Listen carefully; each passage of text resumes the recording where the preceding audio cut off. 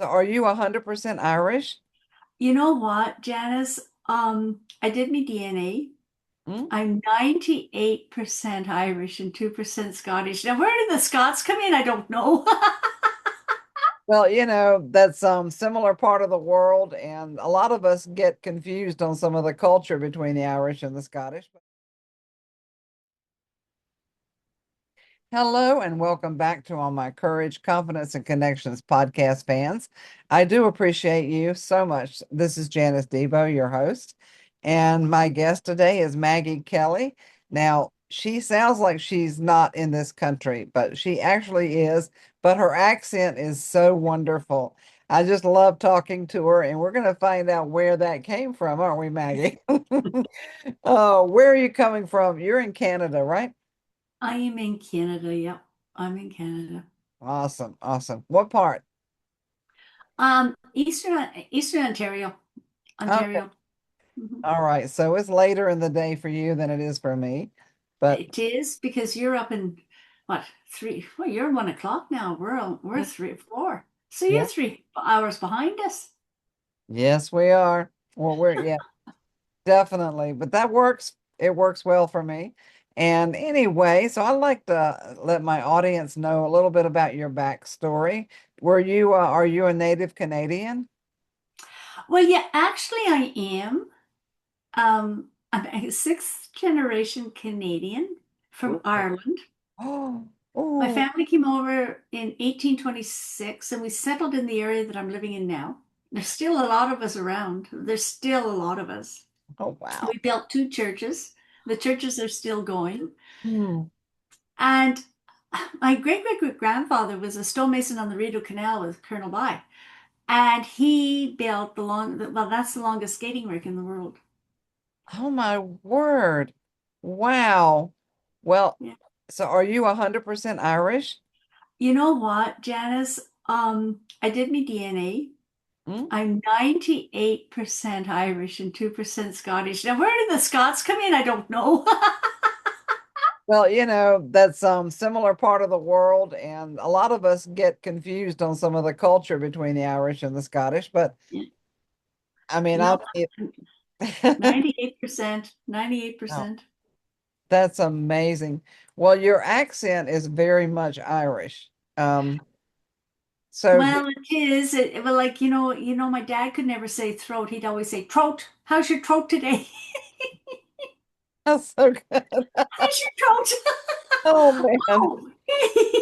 that's so funny. Yeah, Yeah, and that's the way the Irish, the Irish, it's the Gaelic, eh? yes. It's the THs. Yeah. Did you learn Gaelic growing up? No, no.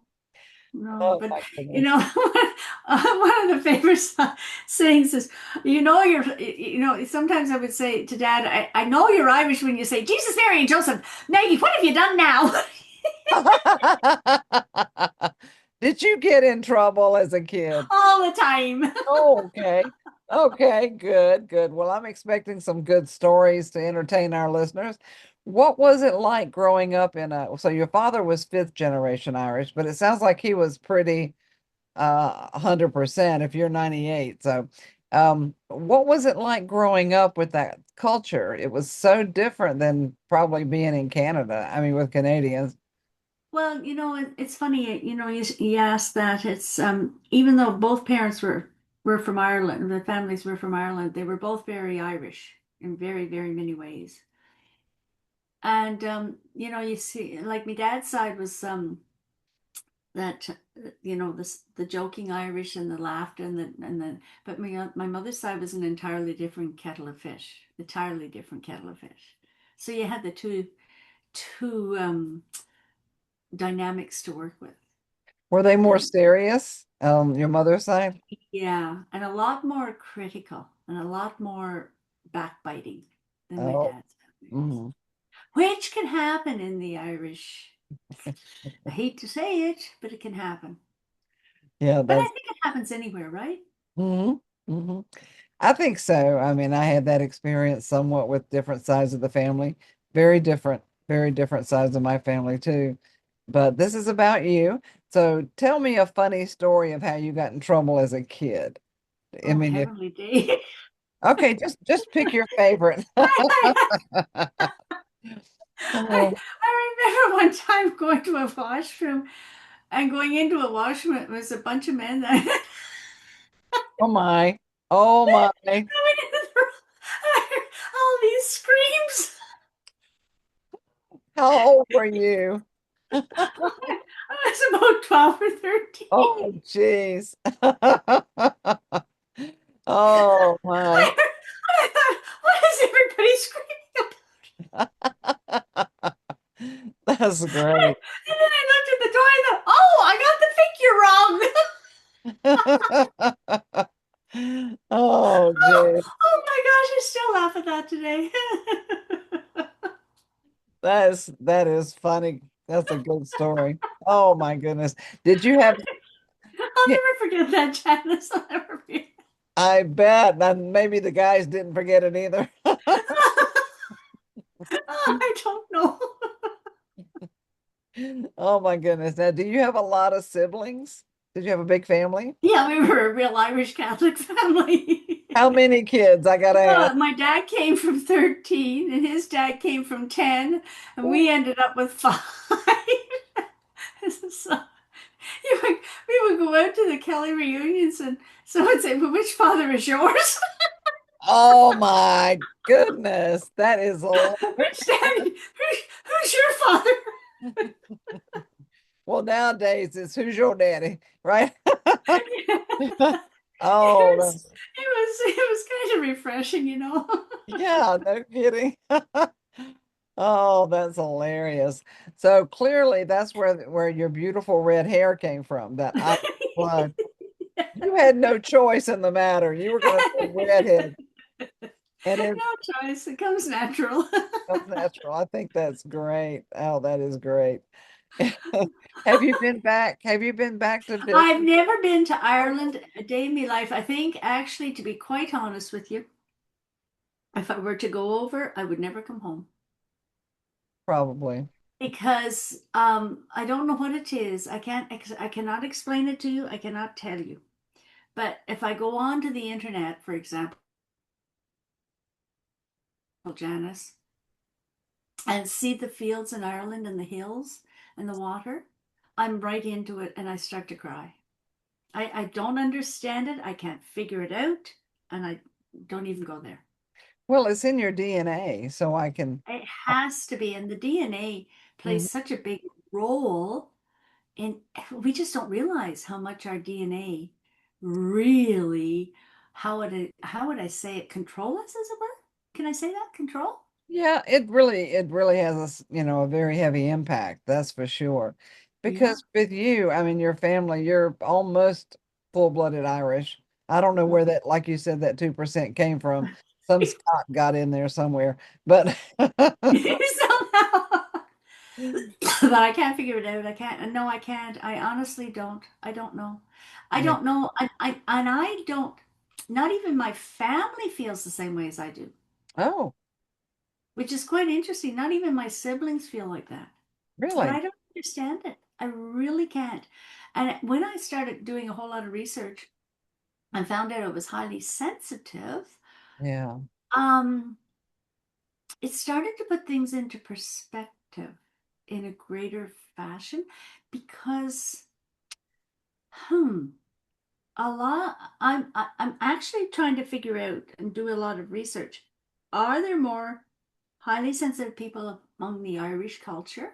Mm, Because we're singers, we're dancers, yeah. musicians, poets, writers, Lots. all that deep creativity comes out, Mm-hmm. deep spirituality. Mm-hmm. So I'm trying to work with somebody on that to find out and do some research and see where that could go because it's fascinating. Yeah, I've interviewed four different people that are friends of mine now, but I interviewed all four of them, and they're all in the highly sensitive person work of coaching, of writing, and that's their, well, one of them has changed direction, but three out of four, we had a good panel discussion as well on that subject. And it is, and I found out I was highly sensitive, but I'm not Irish. I'm not. Well, but a lot of people don't even know they're HSP. They don't Correct. even know it, but they struggle and they don't know why they struggle. That's And right. that's what happened to me. Well, When what helped you open up to finding that out? How I, did you find out? well, my husband is a cop. He's a police officer. Oh. And one day he said to me, he said, you should be on the force with us because you notice every single thing. And I thought, are you crazy? Every day. I can't stand violence. I can't stand when people hurt other people. I can't stand that kind of excitement that is associated with. Oh my God! I said, you've got to be cuckoo. You've got to. So, but he got me thinking. Yeah. He got me thinking. He said, "Why would?" And I thought, "Why would he say that to me?" So I was one day in a bookstore and I found a book, How to Survive in a World That Overwhelms You. Mm. Well, isn't that interesting? So I looked, I thought I'll buy it just because I'm curious. So I bought it and holy lifting land sakes alive, I had every single solitary one of the traits associated with being HSP. Wow. Now that's a high Every percentage. single solitary one of them. And I thought, and I wanted to jump off the rooftops and Mount Everest and say, I'm normal. I'm not Yeah. abnormal. I'm normal. Right. There's nothing wrong with me. I just operate differently. Exactly. We do. I mean, you're a higher percentage if there was a percentage than I am, but we're all different and highly sensitive people. We pick up on things differently. We just do. We do. We pick up and there's the orchid, the tulip, and the dandelion. And Mhm. orchids do well in a very good environment. They will exceed with proper nurturing and exceed and that's the highest of the HSPs. So highly sensitive person will do very, very well in the right environment. The tulip is a little not quite as delicate as the orchid, obviously, and Yeah. then your dandelion. They grow anywhere. And they grow anywhere, but they still have the traits. But when you're an orchid, as I am, it it can be a curse and it can be a plus. That's fascinating. It really, really is. So, in growing up, you obviously didn't know this.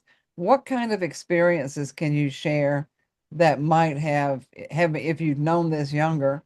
How would it have changed your direction? Oh, it would have, first of all, our learning curve is different.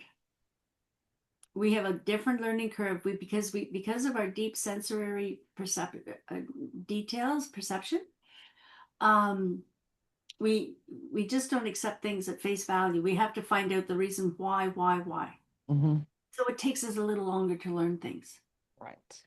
That's right. But it can be very embarrassing. That Mm. can be very embarrassing when you're in a classroom. Oh, why aren't you picking that up? It's so easy. Yeah. Well, I have to think about it. Well, what's there to think about? Um, well, um, I Man. don't know. And if you don't know that you're HSP and you don't know that this is why you're thinking this way, you can become terribly, terribly embarrassed, Hmm. terribly humiliated, and so you go with inside yourself and you shut up, Hmm. Hmm. which is not a good thing because um, we're all different, right? Right. Right. We are. Yeah, it would have really helped, but I imagine there's no consideration for that in our school systems, I imagine, because there's no allowing for that. And if people, if kids know that growing up and understand themselves better, it would help. Well, that's why you don't put people in little boxes, right? Little Exactly. Yeah. boxes, little boxes. Ex Allow the individual to flourish with inside of him or herself. hmm. Hmm. Now, as a young person, you said you grew up in Canada the whole time. Um, Or did you have any experiences that required, and of course, the name of this is Courage, Confidence, and Connections. My question is, where in your younger life did you, looking back, did you have a lot of courage or need courage or realize now that you were courageous, but you just didn't know it then? Well, I suffered from very low self-esteem, extremely low self-esteem, which is very, very painful.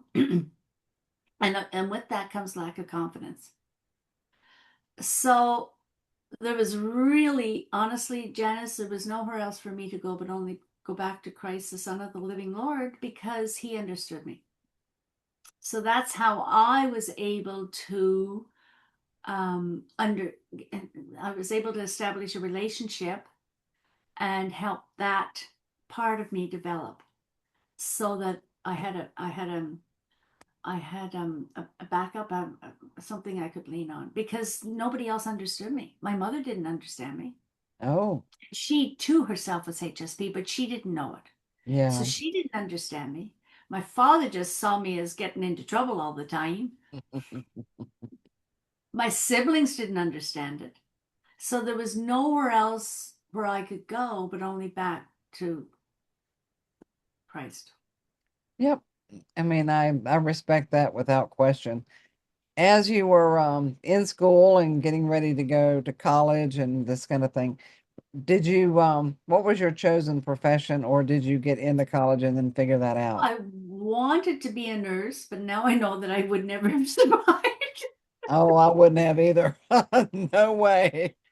I should have been a psychologist or a psychiatrist or a social worker. I should have been that. But because of the lack of self-esteem, the lack of confidence, the learning curve, all that stuff, which I didn't know why, Hmm. it held me back in that way. Yeah. What did you do? And then I what? ended up working in psychiatry. Oh, you- oh my I goodness. was an administrator and I loved it. I remember one time I worked in a doctor's office that I also worked in the bank, but in this doctor's office, it was really interesting. And this is interesting. This guy comes in with a cop, and this psychiatrist was a forensic psychiatrist, Mhm. and he's all handcuffed and everything, and he's sitting there, and I looked at him and said, "So what the hell did you do to get yourself in that trouble?" Oh my goodness. He looks at me, he says, "Well, I don't know." I said, "Well, why would you do this to yourself?" "Well, I don't know." Well, I said, "What good are you for?" I don't know." "Then why don't you pick up your boots and figure out why you got yourself into this pickle and move on forward because you probably have a lot to offer society." Mm. And the cop is sitting there going, "Huh?" He's just You and cops again. Okay. he just dropped. Oh my It goodness. was really, really fascinating. I couldn't help but ask him. Like I always found the mind really intriguing, right? Right. And why do people do the things they do? Hmm. Why do people get themselves into the pickles that they can get themselves Oh, into? oh boy. Yep. And so I had to figure this out. I was I have a story. I have two stories that Okay. can be related to what I was working in this doctor's office and I was going through the files. I had just started working there and I was going through the files and I saw this name. I thought, Heavenly Day. Woo. So the doctor says, "Do you know him?" I said, "Yes, of course I know him." Well, he says, "How do you know him?" Well, I said, "I'll tell you how I know. I was in the hospital one year for triplets, and I had this nurse come in all the time, and she was always crying. So I said to her, "Why are you always crying?" Mm. And she said, "I'm unhappy because my kids are giving me trouble." And I thought, "Oh my God, I love to hear this. I'm going to have three of them, and you're telling me this now." So, it was fine, but she gave me the best back rub. She made me feel phenomenal and all that stuff. And when I got out of the hospital and brought my son home that morning, this nurse was found dead. in the bathtub. No. Yep. So that was very tragic because she was a beautiful person. Mm.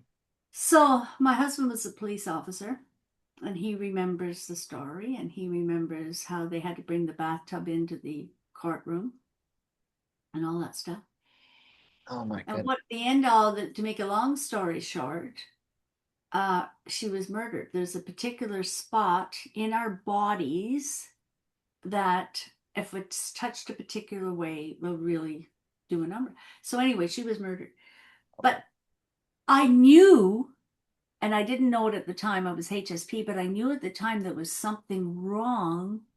I knew there was a problem, but I couldn't figure it out. And then when I was in the doctor's office, he says, "Do you think this man did it, this person?" I said, "Yep, absolutely," because I witnessed everything going, and I knew she was, and I was sick. I was upset because I felt so deeply for her and couldn't figure out what her problem was. And that's what it was. She was in a bad marriage. She was in a Oh bad marriage. my goodness. It was fascinating, but it was absolutely fascinating. My husband said to me, he says, "How did you what did you do?" I said, "All I could do is be happy and nice to her because what else are you supposed to do?" I knew Yeah. inside of myself, my intuition, my HSP goes skyrocketing. I know there's a problem. What am I supposed to do? I have to be happy. So another time I worked in the bank and this woman wouldn't give me any work. She refused to give me any work. Mm. And I thought, okay, fine. I'll just sit back and watch. So I watched her for a year. I watched her for a year. Hmm. I monitored her for a year and I caught her in a $58,000 theft. Oh my goodness. That's my HSP characteristic coming in again. That's how we can help people Mhm. because we see things that other people don't see and Yep. we feel. Yeah, that's fascinating stories. Oh my goodness. Wow. Okay. Well, now you're doing something to help people. I'd like us to segue into that because we're talking about helping people. Let's talk about what you do now and how you got shifted into this line of work. Well, I always wanted my own business. I always wanted to help people. Hmm. I always was able to get the root of issues, always was able to get to the root of a problem. And I thought, and I thought, now that I know I'm HSP, I can help other people discover that within inside themselves. Hmm. And they can blossom. Be the person God created you to be so you could set the world on fire. Yeah. What were you doing when you shifted into that? I was running a bed and breakfast and I Oh, loved it. you've done that too? Oh my gosh. I ran a bed and breakfast, and one day this guy comes. Angus and I, my husband and I, meeting him at the door, and he stands there, and I looked him up and down. I said, "You're a cop," and his face went, "Oh." He says, "Why are you saying that?" And I said, "Am I not right?" He says, "Yes, you are." Picked it up right away, That's awesome. and he was from Holland. Oh, wow. He was from Holland. The other one was from Britain. The other one I picked up too. I said, and I looked and he said, "How do you know?" I said, "I just know." And Angus, my husband, the cop, couldn't even tell. Oh, that's good. Now, was he Irish too? Oh, he's Scottish, but that's not where the other Scott. That's not where the I was difference gonna is. say that doesn't work. Oh my goodness. Was he full-blooded Scottish? Yes, he was. How did you meet him? I have to ask this story. Oh my God, this is priceless. I was doing my lawn.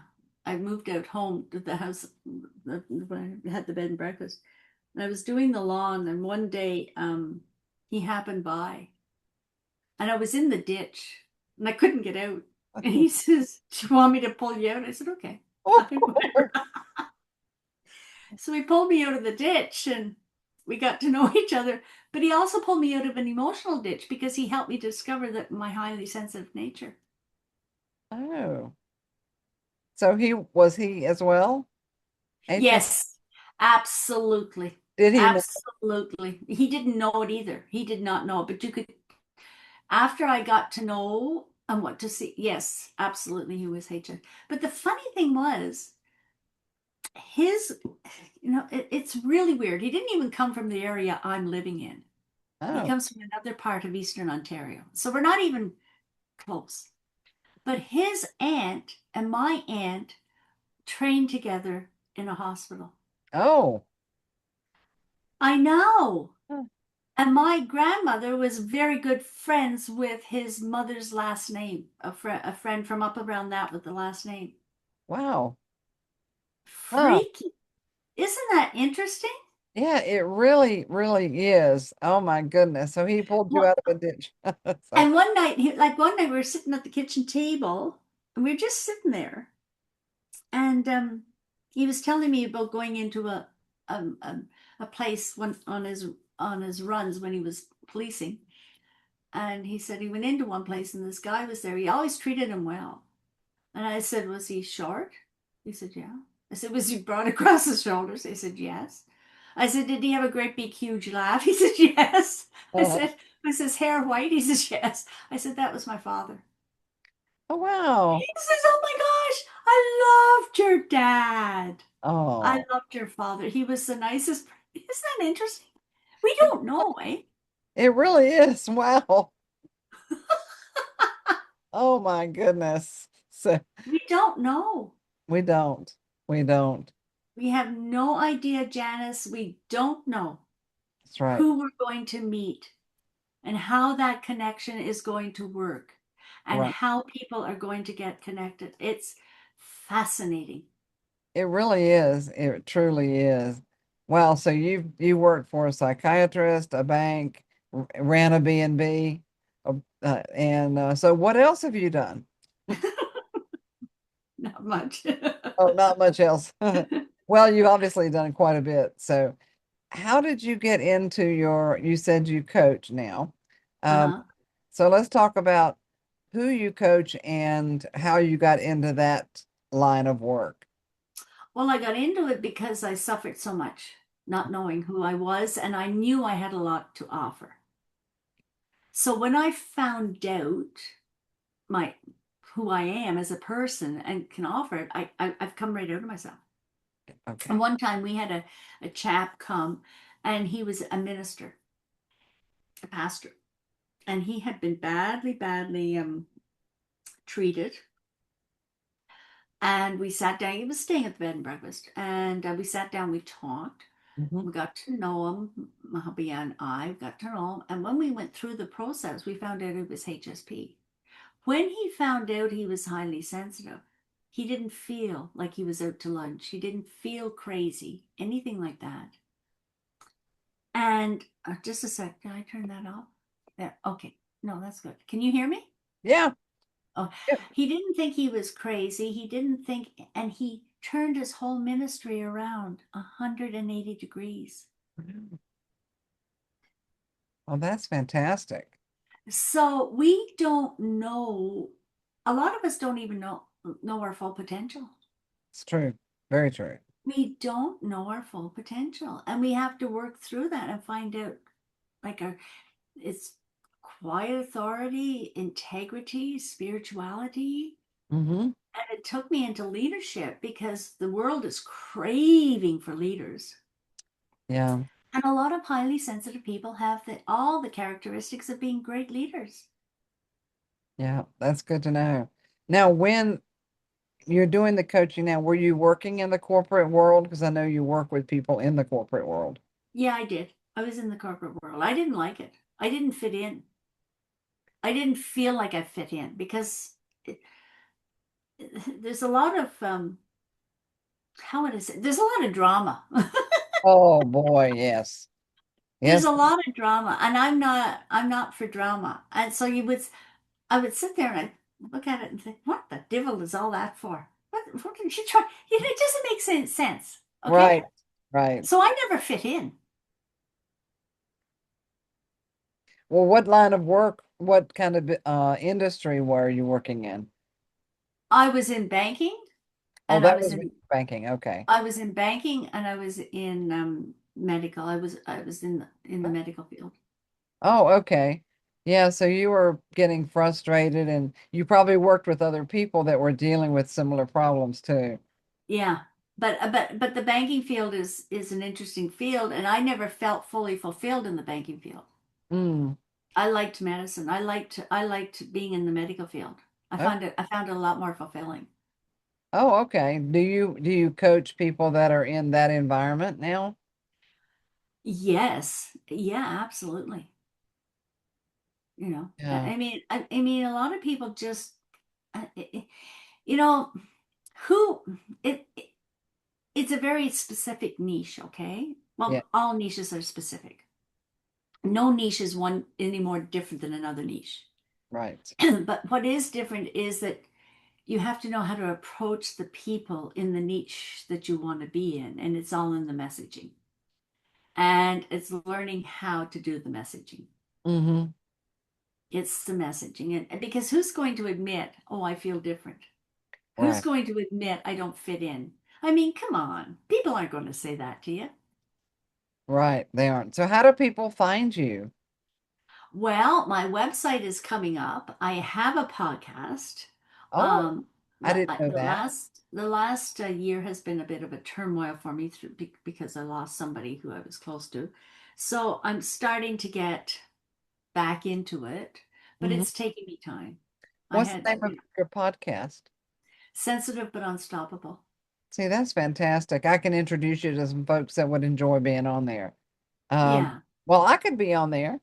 Yeah, 'Cause- you could. I would love to have you on my podcast. It's just I've got off of it a little bit, Janice, because my husband passed away. right, I So I have recall. to get myself, and it's just happened a year ago now. Oh, So good. I got to get myself back Yeah. Well, it on takes track. time. And I just had a wonderful interview Monday, as a matter of fact, with a lady that she works, her business is because of the amount of grief she's been through. She's lost so many family members. It was her story is unbelievable. But she works with people and coaches and counsels people with about grief. And she and I have talked some aside from the podcast. And Grief is a very it's a monster. interest, interesting emotion because it is very personal. Mm-hmm. It is. Um, you, how would I say this? Um, Oftentimes people won't show their grief. Right. They won't allow it to come out because they don't understand it. Right. It's And true. they don't understand the process that they have to go through because people will say, people don't have the time, the patience, Mm-hmm. the understanding to listen to it. And that's where empathy comes in. And that's where a highly sensitive person can really play a big role with somebody in that when they're in that space. Oh, definitely. Definitely. And grief is hard to understand, even when you're going through it. It's like she said, this gal who's actually works in the grief business. She goes, it's a monster. It's a monster, and everybody handles it differently. And there are no set times. There's no predictability. I know I've dealt with it. It comes in waves that are very surprising at the worst possible times. And but we have to have compassion with ourselves and working with highly sensitive people. You're right. We have a lot of compassion and because I've had people, I remember talking to someone who had lost a child and he was told by someone else, you just need to get over it. It's been 6 months or whatever. You can't. That's, I know. And I was told that too when I lost my child. I was told the same thing. Oh, just get over it. Um, no, Doesn't work no, that way. no, it doesn't. Mm-mm, It mm-mm. doesn't work that way. And you have to just it's a process, but you got to find people who will understand and who will be there with you. And Right. listening is a great, great skill to have. It truly is. It's And I've always been a good listener, and there's been people who thought that I didn't ever have anything to say, but usually I was listening. Because I do, I always have something to say, but I don't. Um, I just like to listen to people's stories and hear what's going on with them. And if I have something to share, I will. And it's not because I'm shy, because I'm not. It's just because I'm listening. Like Dr. Fraser Crane, I'm listening. That's I so love cool. I love Fraser. Yep. Yep. So that's great. Well, you can help a lot of people, So let's talk about that corporate environment and how you walk somebody through the process of having a better relationship with what they do in the corporate world. Well, a lot of people say they're coaches, right? But it, it they say they're coaches. Being a coach is it's not an instantaneous thing. You have to develop relationships. You have to get to know the person before you you move into the next space. So you've got to find out what their likes and the dislikes are, Hmm. where they're coming from, what's aggravating them, how they deal with it. But it's a process and it's not an instantaneous thing. So I do it through the sensitive intelligence method that I developed. Okay. But it's a gradual, it takes time. You have to, it's nurturing, it's listening, it's developing trust, it's establishing relationships, Hmm. and I deal with the identity, the quiet authority, the identity, um, the integrity, Hmm. and spirituality. I base a lot of my coaching on spirituality. Oh, that's great. Have you had an instance where someone in a corporate, I'm sure you have, but in a corporate situation had some really major success and turnaround that you'd like to tell a Yeah, story? I Okay. did. I did. Yeah, I Okay. did. Do you have a good story for us if you're able to talk about it? Well, I'd rather not say too much, but I have had. Okay. Yes, I have. Hmm. Okay, good. Well, we wouldn't ask for any names, that's for sure. But No, but it was a very personal thing for this individual, mhm. and this person was able to turn it around, which is, Oh, you yeah. know, people are shy Hmm. and people don't want to be rejected, Right. and people don't want to feel like they've been accepted, and that's part of my coaching. It's making people feel, well, we're all worthy. We're Hmm. all worthy. We We are. all have gifts that other people, I have a gift that makes me different from somebody else. You have a gift that makes you different from somebody else. Hmm. It's knowing how to utilize that within inside of yourself and Yeah. coming to terms with who you are as a person. Like That's I've dealt with a chap who was um he was born and then he was put in a crate or a bed or something, or a box. Actually, it was a box and left in the dresser drawer. oh. And the trauma that that individual faced and experienced is still with him today. Mm. But knowing that he's accepted, knowing that he or she is accepted and can manage and can function, because this individual is highly, highly intelligent, very creative, and was just lucky enough to be raised by somebody who understood him. Wow. I know. Yeah, So those we just don't know.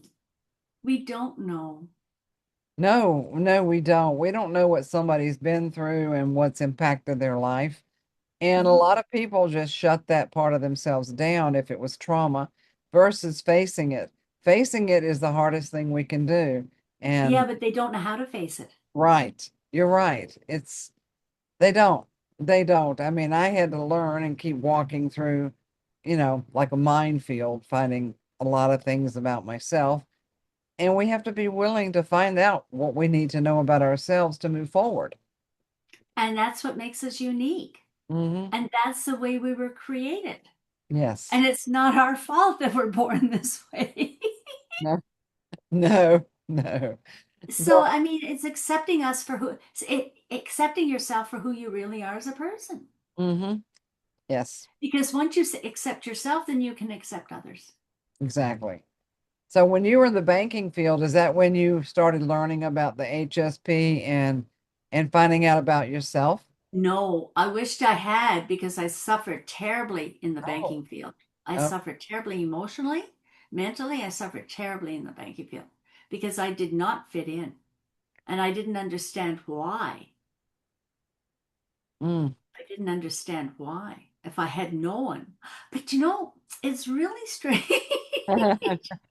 What goes around comes around because the chap that the guy I was under at the time, and I told him about the $58,000 theft. I never got a thank you for it. Huh, I met him a few years later, working in another capacity in an entirely different field. And I said to him, I said, you never thanked me. my goodness. He Oh, says, I remember that. He says, I remember that.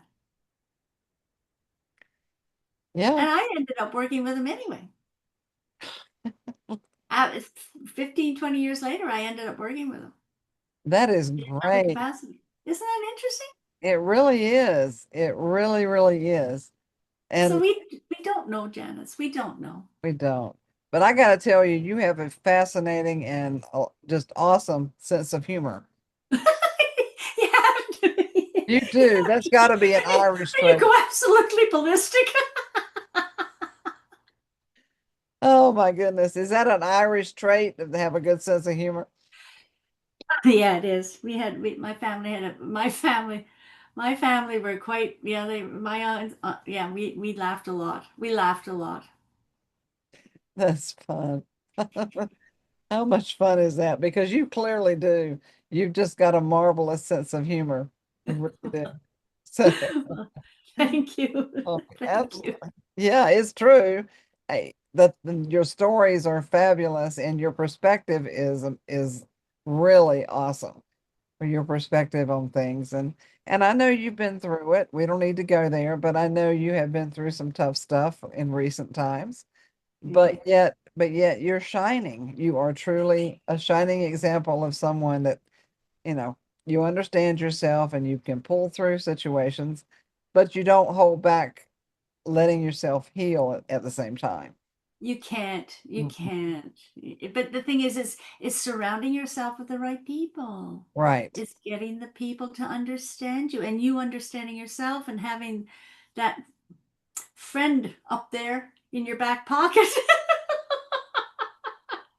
Very true. Very, very true.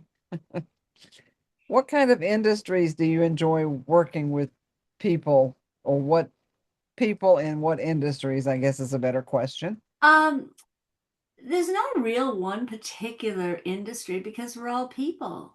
Mhm. A lot of people are in the wrong industry. Oh, you got that right. Yeah. A lot of people are not even in the one that they really should be in, like myself. I should never have been in banking. Heavenly days. I remember coming home one time when I was in high school. I said, I got a minus 16 on my math. How the heck did you do that? I don't know. I just didn't know what I was doing. And I ended up working in a bank. Oh my goodness. Yeah, numbers were not your thing. Numbers were. So, I mean, a lot of people end up in working where they shouldn't be. And that's why another reason why they're so unhappy Right. because they don't know who they are and they don't know their skills and their talents and what they can offer. Hmm. Yeah, I know. I know. I know I've done a lot of things that really weren't everything I did though, even if it didn't seem to be perfect at the time, did prepare me for what I'm doing now. Even Yeah, Yeah, and so I believe it's kind of like a tapestry, and it is. yeah, very much life is like a tapestry, and even the ugly threads get woven in and somehow help. Well, it helps to develop your character, right? Oh, yeah. I got a lot of that. I got a lot of that. If that's the case, I got plenty to share. Oh, that's great. That is really great. And so what is in the future for Maggie Kelly? What is your Well, direction? I just want to help as many people as I can. Mm. That's my future. And see where we go from there and take the next step. And we never know. Right. And we don't know what is before us. That's right. We don't know. So we have to stay grounded and just stay positive. Mm-hmm. Yes, absolutely. Those are key Mhm. things. And Mhm. as we wrap this up, I want you to take a few minutes to share anything on your heart, any wisdom, anything. I give all my guests a few minutes to just share whatever they feel like speaking to the audience about. Just be who you are and allow yourself to discover your own personality. Give yourself that freedom, that joy, and that love. Hmm. It's love, accepting yourself as a person. Hmm. Yes, accept yourself for who you are. And Mhm. if you're miserable in what you're doing, then sit down and And look at why? mm, What's going on? Put it out right, on the table and let's talk. exactly. And how can people reach you, Maggie, these days? Because I know you're still rebuilding, but how can people find you? Well, my email, I can give you my email. Okay, we'll have everything in the show notes at the end of the show. Uh-huh. So we'll have all that information. Yeah, it's Maggie K at sensitivebutunstoppable.com. Okay. And my podcast is Sensitive but Unstoppable. I am on YouTube, but as I say, I've been out of that now for a year because of the little kerfuffle I faced with the death of my husband. Yeah. So it's taking me time to get back in, but I'm going to get there. Yes, you're going to get there. There's no question about it. You're extremely resilient. Well, And so if you ever want to be a stand-up comedian, I'll support you. You just you could make people laugh just being yourself, just telling your stories and oh, I was talking to somebody the other day. We were out having a little bite to eat, and I said, "Are you Irish?" You go, "Yeah." I said, "You don't sound too excited about it." well, you've been Irish your whole life now. I think it's hilarious that your hubby was Scottish and you're Irish. Oh, So I'm telling you, he was as determined and as strong-minded as I was. We had a beautiful, beautiful marriage, but both of us were very strong person people. so what is the difference between the Irish culture and the Scottish culture from just a generic standpoint? Because a lot of people confuse the two cultures. So the what are some really fun facts about Irish and Scottish? Are they competitive? I don't know. I can't. I don't know. The Irish. He didn't like spending money.